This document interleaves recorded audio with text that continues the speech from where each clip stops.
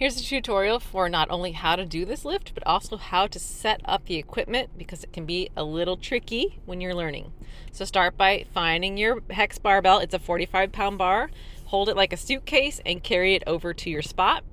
After you lie it down, make sure you get bumper plates or plates that are the same size as the big ones, and step inside the hex bar with one foot and outside the spot where you want to load the weight with the other foot. If you stand outside the hex bar to load your bar, it's going to be so much harder. Always clip up, and remember to take some warm-up sets before you start working at your working weight and logging your work.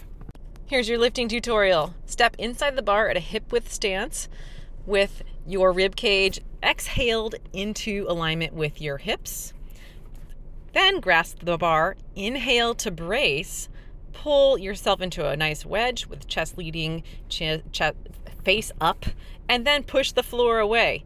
Every single rep should look and feel just like the first one, meaning you're finding your wedge again every time you start a new rep.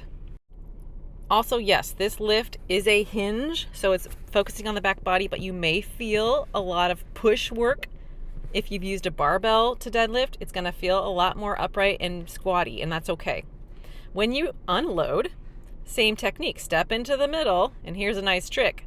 Dump the other side and lift the hex bar out.